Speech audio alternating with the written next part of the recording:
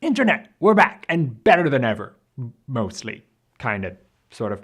Anyway, for those of you who live under a rock or in a cave or have a fulfilling social life filled with actual friends so you don't need to know these kind of things, the new Hunger Games movie comes out this month. And so in the interest of education, here's a recap of the two previous movies and a preview of the upcoming third one, The Hunger Games Part 3, Mockingjay Part 1, Revenge of the Clones.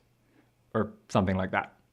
So, in the first Hunger Games movie, we were introduced to Katniss Everdeen, just your average girl living in a dystopian future with a lot of out-of-place shaky cam. Anyway, she has a sister named Primrose who somehow survived elementary school despite being named Primrose, which is somehow both pretentious and moronic as far as names go. Anyway, Katniss is involved in these Hunger Games, which are also somewhat misnamed because at no point in the games does anyone go hungry, and there's pretty much just the one game, the game of murder. But I suppose murder games just wouldn't... No, actually, that's a great name. They totally should have gone with that. So, Katniss has this best friend who's handsome and caring and mature and the little brother to the Norse god of thunder, and she's kind of in love with him, which makes sense, despite the fact that his name is Gale, which is unequivocally moronic. But as the movie unfolds, she meets a super boring, pretentious, short, brick-faced blonde person whose greatest attribute is his ability to make himself look like a rock.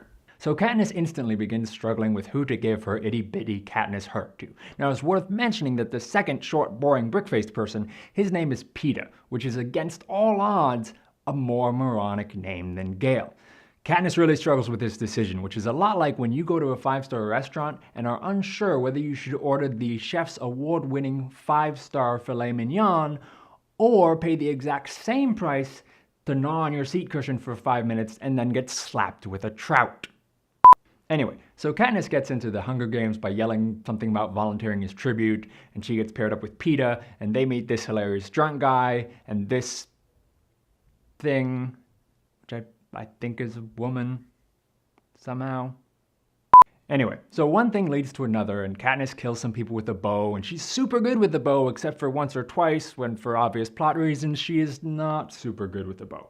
Then at the end, she hands Peeta some berries, which are poisonous, and he puts them in his little Peeta pocket, and then the games end, and she goes home. How did that movie end? Maybe some guy with a ridiculous beard poisoned himself. Or maybe that's just what I was hoping would happen. I don't really remember. So then the second movie starts, and it starts with about an hour's worth of completely unnecessary things, and then Katniss is back in the games, except this time all the participants are old and crazy and somewhat unbelievably even less important to the overall plot. There's Scary Spice, Sporty Spice, Baby Spice, Ginger Spice, and totally without a doubt gonna get murdered to death Spice. And they all get together and form an alliance so they can each get slowly murdered one by one, and then have an escape plan that somehow involves Katniss shooting an arrow at the sky, and there was lightning, and then everything was okay, except Peeta wasn't okay, and Katniss was upset about that, which didn't make any sense because it's Peeta, and then the movie ended.